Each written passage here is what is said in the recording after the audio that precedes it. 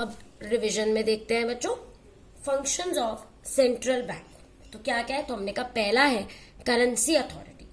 तो हमने कहा सेंट्रल बैंक के पास सिर्फ उसी के पास है sole authority to issue currency, सिर्फ उसी के पास है monopoly right over issue of currency. सारा करेगा except 1 rupee note and coin, जो कौन करेगा, मिनिस्ट्री ऑफ फाइनेंस। जो भी ये करेंसी इशू करता है इज इट्स मॉनेटरी ऑब्लिगेशन, ताकि पब्लिक में क्या हो, फेथ हो। क्लियर। एडवांटेजेस, क्योंकि वो अकेले इशू कर रहा है तो यूनिफॉर्मिटी होगी, पब्लिक में फेथ होगा और मनी सप्लाई और ट्रेड इन्फ्लुएंस होगा। क्लियर। दूसरा था बैंकर टू द गवर्नमेंट। तो हमने कहा it act as a banker to both central government and state government. Agent भी बनता है, एडवाइजर भी। बैंकर का कहने का बैंक में आप पैसे रखते हैं और लोन लेते हैं, एज अ बैंकर ये गवर्नमेंट के लिए भी यही करेगा, accept deposits of the government, provide loans and advances for temporary period to the government. तीसरा, accept receipt and make payment on behalf of government. Clear. Banker हो गया। एज एन एजेंट बिचौला बनता है, it will manage public debt. As an adviser, advise on financial, legal और monetary matters. अच्छा, अब आते हैं बैंकर टू द बैंक। तो हमने कहा बैंकर टू द बैंक में हमने कहा every commercial bank custodian of cash reserve, यानी सेंट्रल बैंक रखवाला बनता है रिजर्व का। Every commercial bank is required to keep certain percentage of their deposit as a reserve with central bank, और central bank उसका रखवाला यानी कस्टोडियन बन जाएगा उनके रिजर्व का। क्लियर। दूसरा, सुपरवाइज। तो हमने कहा कमर्शियल बैंक की एक्टिविटीज को सुपरवाइज भी सेंट्रल बैंक करता है, यानी बैंक खोलने की एक्टिविटी, ब्रांच को एक्सपैंड करने की, अब ज्यादा एक्सपैंड हो गई, मर्ज या लिक्विडेशन। क्लियर। Clearing house. तो हमने कहा हर commercial banker to the bank यानी कमर्शियल बैंक को ये क्या क्या फंक्शन देते हैं, हमने कहा उनके रिजर्व के रखवाला बनते हैं, उनकी एक्टिविटीज को सुपरवाइज करते हैं, उनके लिए क्लियरिंग हाउस बनते हैं। यानी commercial banks have their account open with the central bank. Central bank as a clearing house settles claims of these banks against each other by debiting and crediting their accounts. Clear.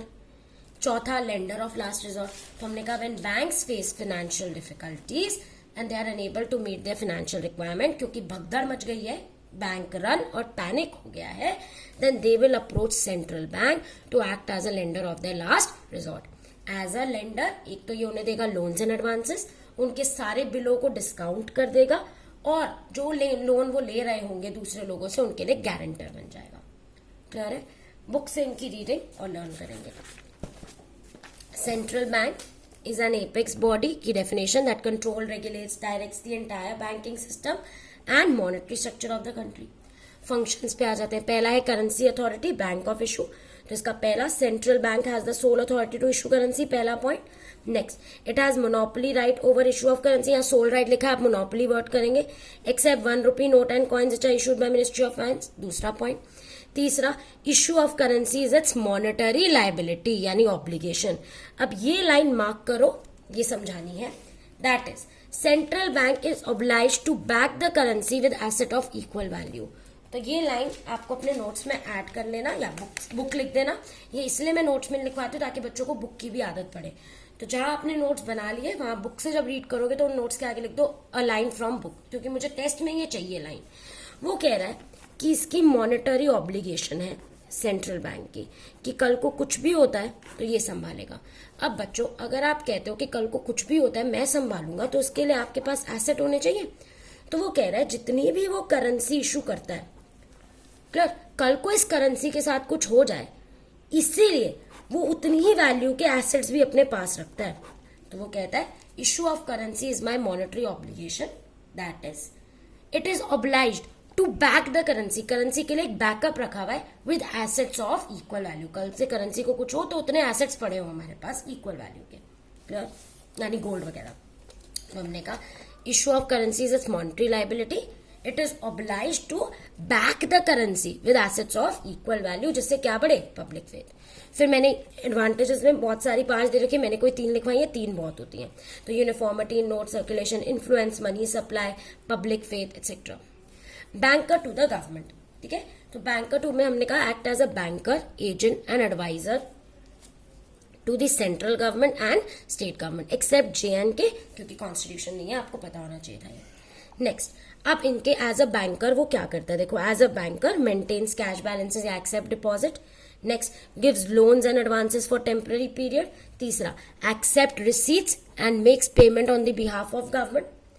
As an agent क्या करता है, manage करता है उनकी public debt, और as an adviser advice करता है on economic, financial and monetary matters. Clear? यहां पर भी मैंने एक लाइन आपको मार्क कराई थी पहले भी कि कैसे हमने कहा वो मैनेज करता है पब्लिक डेट। तो बच्चों देखो, बैंक, जैसे हमने पता है बच्चों की कंपनी को पैसा चाहिए होता है तो कंपनी क्या इशू करती है, shares. Clear?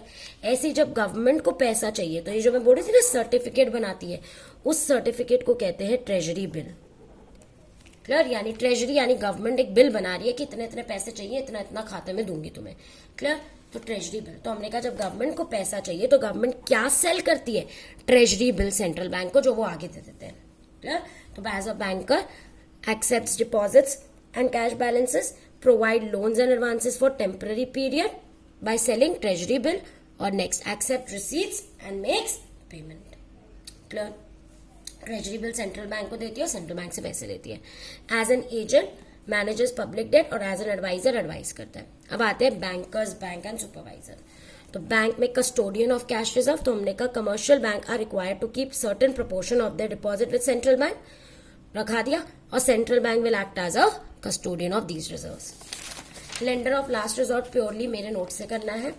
Next, clearing house, जिसमें मैंने तुम्हें बोला था all commercial banks have their accounts open, सबके खाते खुले। Central bank can easily settle claims of these banks against each other, कैसे, by debit and crediting their account. और ये रहा सुपरवाइजर। क्लियर? यहां से नेक्स्ट में करेंगे।